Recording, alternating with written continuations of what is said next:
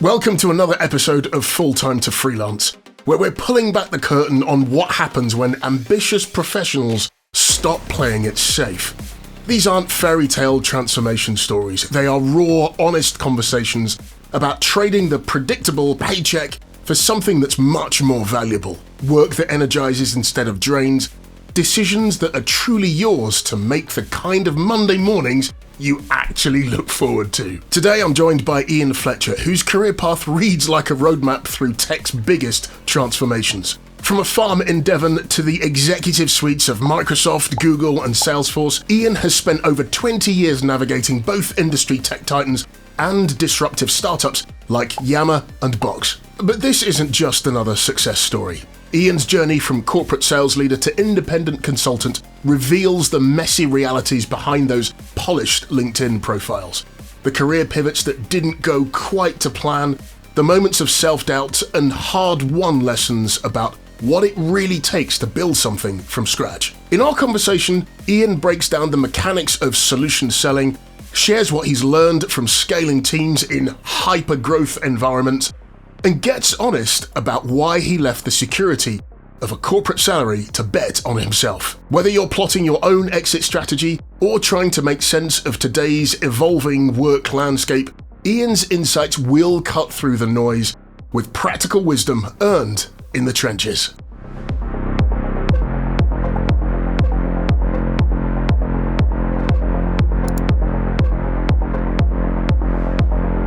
I'm Iain Fletcher, I'm the Director of Solution Sales Advisors. What we do is bring our experience over 2 decades of selling to companies that are looking to expand or to scale, and we really focus on their go-to-market and their sales motions and sales processes. If you can imagine such a thing as a 16-year-old Iain, I had a lot more hair then, back in the day. For some reason, I don't know whether it was the Windows 95 startup jingle,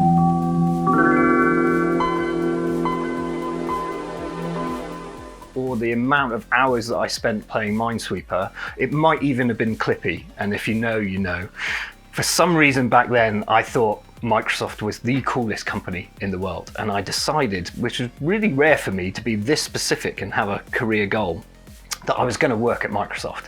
And so I went to Reading University and studied IT and business, and I went to Reading purely because Microsoft's headquarters were there.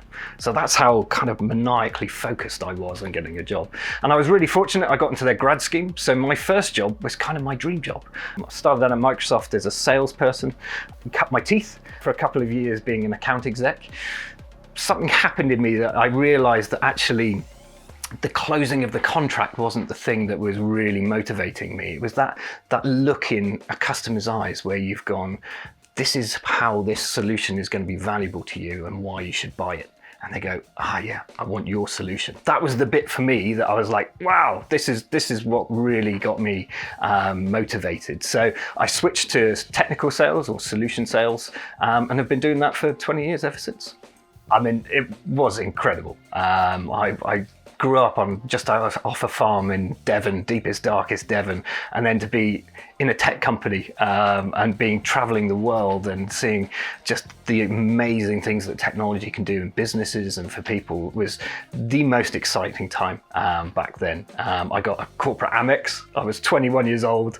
I had a multi-million-dollar target and was told to off you go, and thrown into the deep end. And it really was a deep end. But I learned a huge amount in that time about selling value, about the importance of relationships in sales. And it wasn't just about the technology, however cool that was. You really had to go out and build those relationships. And that was a great learning experience for me. It was amazing starting in that kind of dream job position and then figuring out what's next. And I saw this kind of new industry coming through, which was SaaS.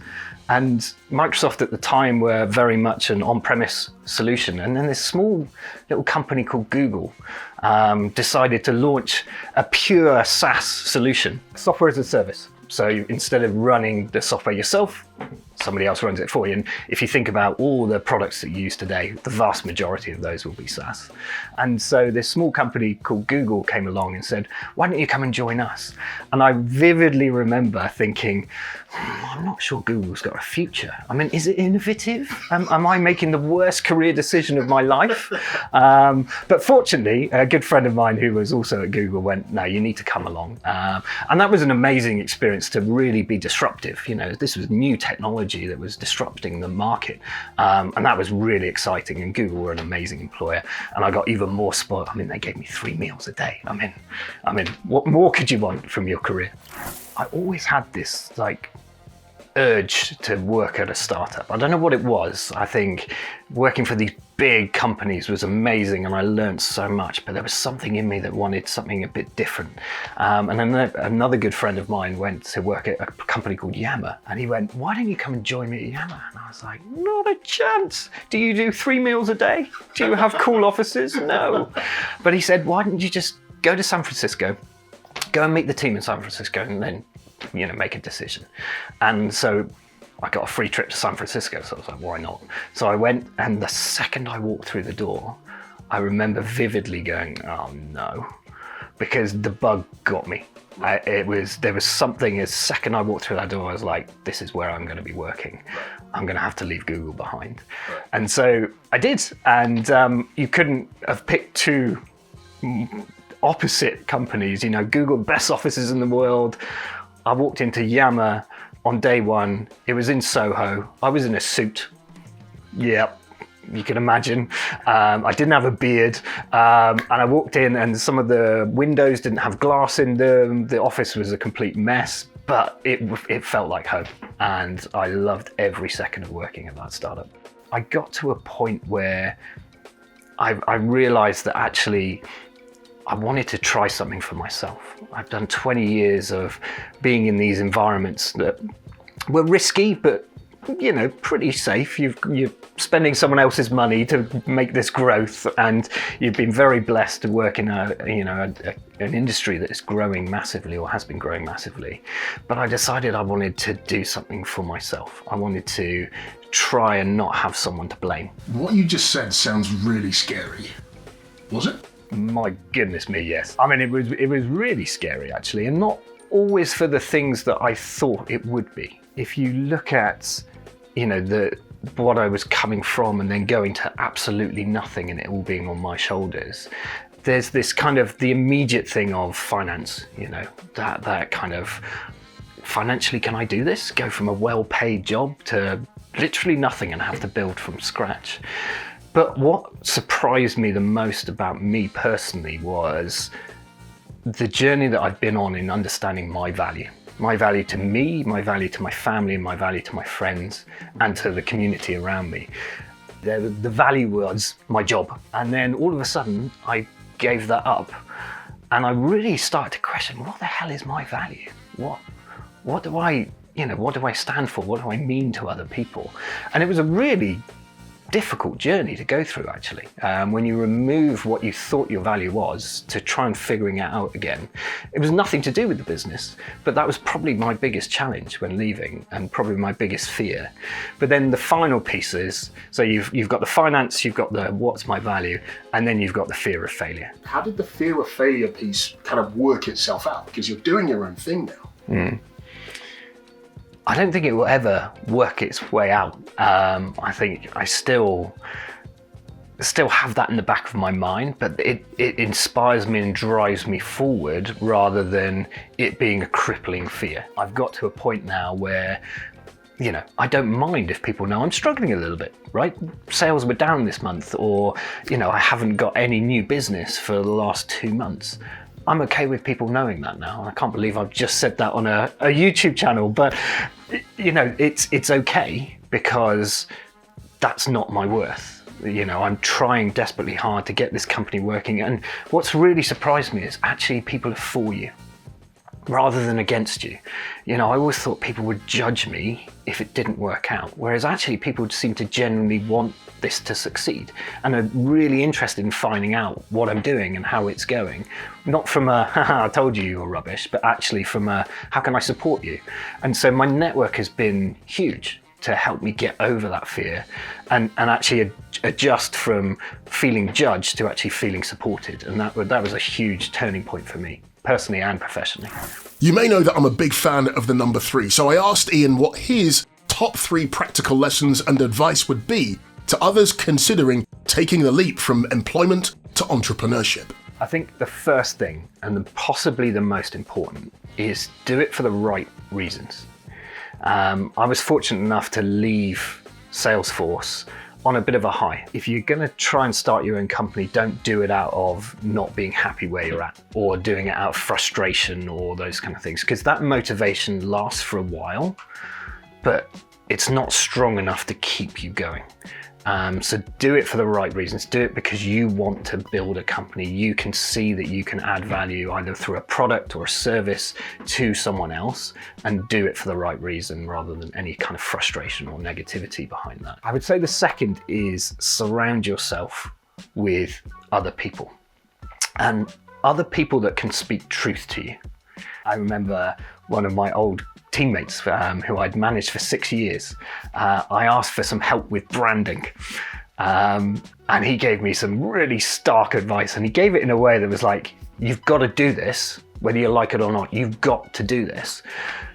And that was really weird for me to accept like truth from someone else that I'd been managing for so long. But it was so important. It was so important that people don't just say yes around me or what, that's a great idea. You surround yourself with people that are gonna tell you, actually, I'm not sure that's the right direction, or I'm not sure you did that in the right way, or have you thought about this?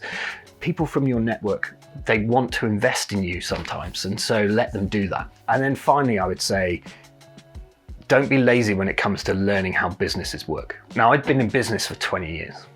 I thought I knew how business worked, but I'd had a finance team, I'd had a business development team, I'd had all of these teams doing stuff around me. And then when you're on your own, you're like, oh, that all lands on me. So don't scrimp on your own education, I would say. The thing I loved, I actually really enjoyed learning about accounting and finance and how to do the books and those kind of things. And the Crunch actually was one of the resources that I used loads when I was like, how the hell do I pay VAT? And what? I knew what VAT was, of course. I pay it every day on the stuff but from a business perspective, when do you pay it? How do you pay it? What is that process? You can rely on an accountant, but actually learning this stuff yourself is actually really important because it gives you the confidence that you're actually doing the right things when you're setting up your business rather than relying on someone else to do that. You've had a very successful paid employed career. Do you miss it? Yeah. Yeah. I mean, I can't deny, of course I miss elements of it. I used to have status. I used to turn left when I got onto an aeroplane. Now I turn right because it's my money I'm spending. I used to have an EA, I used to have a team, I used to platinum this and gold that. And you miss those trappings. I won't lie to you, of course you do. But I think the better question to ask is, would I go back? And you never say never, of course, but it would have to be an incredible role to give up what I found in owning my own business. The freedom, the flexibility, the risk, the chase, the waking up in the morning going, right, it's on me. If I don't do anything today, nothing happens. Or if I do this, it's all on me.